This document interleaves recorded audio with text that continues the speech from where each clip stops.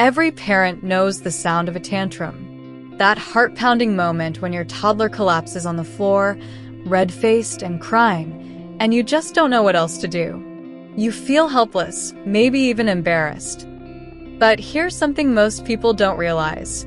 Tantrums are completely normal. They're not signs of failure. They're signs of a developing brain still learning how to handle big emotions. In this video, I'll share an approach that helps calm tantrums. It's gentle, rooted in neuroscience, and a deep emotional bond formed through empathy and shared calm. When your child throws a tantrum, their amygdala, the part of the brain responsible for emotions, goes into overdrive. Their prefrontal cortex, which helps with logic and reasoning, temporarily shuts down. That's why reasoning or scolding never works. They literally can't process your words in that state. What does work is co-regulation, when your calm presence helps their brain and body return to balance. You don't stop the emotion. You help your child feel safe enough to calm down. It's a lasting emotional bond built through patience, empathy, and shared calm. It's the feeling that says, we belong together no matter what. This method focuses on connection before correction. A child learns self-control not through punishment, but through the parent's calm presence during emotional storms. Children don't need us to fix their emotions. They need us to walk through them together. Now, let's dive in. Step 1. Get down to their level. The first step is simple. Get down to your child's level. When you kneel or sit so your eyes meet theirs, you send a powerful nonverbal message. I see you. I'm here. You're safe. Eye-level communication removes fear and replaces it with connection. Your body language tells your child they are seen and respected, even in their most chaotic moment. Step 2. Breathe slowly and silently.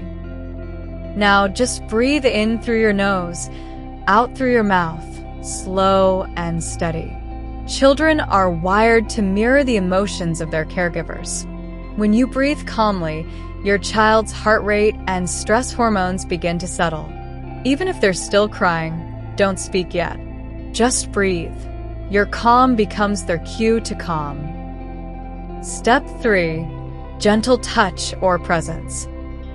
Next, offer a gentle touch, but only if your child allows it.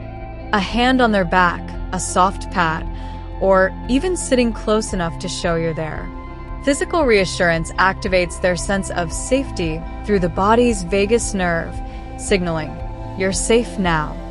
If your child doesn't want to be touched, that's okay. Just stay nearby. Your steady presence is often all they need. Step 4. Name the emotion softly. Once the crying begins to slow, softly name what your child is feeling.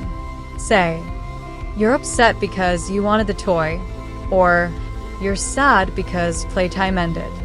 This gives language to the emotion, helping the brain move from chaos to control. In neuroscience, it's called name it to tame it.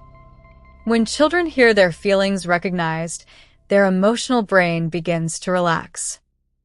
Step 5. Stay quiet until they're ready. Silence can be uncomfortable, but it's healing. Don't rush to fix or distract. Just stay. Be the calm in their storm. After about a minute, you might notice their breathing slow, their muscles relax, or they reach for you. That's the moment their body realizes it's safe now. If it takes longer, that's okay. What not to do. Here's what to avoid. Don't yell or shame. That only heightens fear. Don't say, stop crying. That teaches them to hide their emotions. Don't bribe or threaten. It distracts from emotional learning. And don't walk away in anger. Your calm presence is their anchor.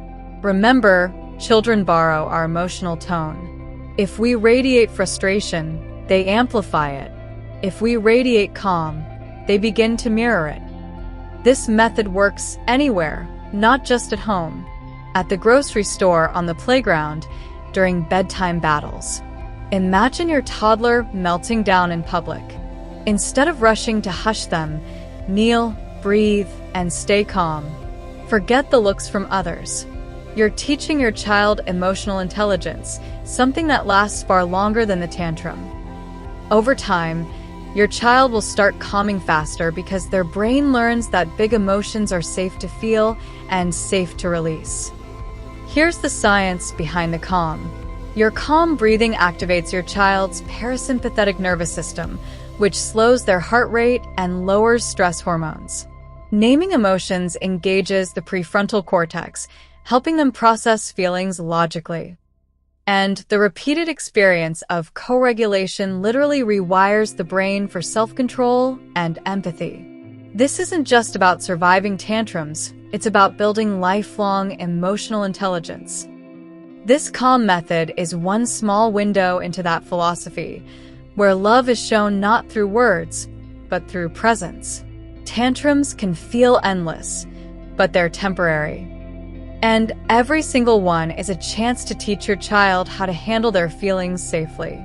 Remember, parenting isn't about controlling our children's emotions. It's about guiding them with empathy, with patience, and with love. If this message resonated with you, don't forget to subscribe for more mindful parenting insights from the Flourishing Parent. Because tantrums are temporary, but connection, that lasts forever.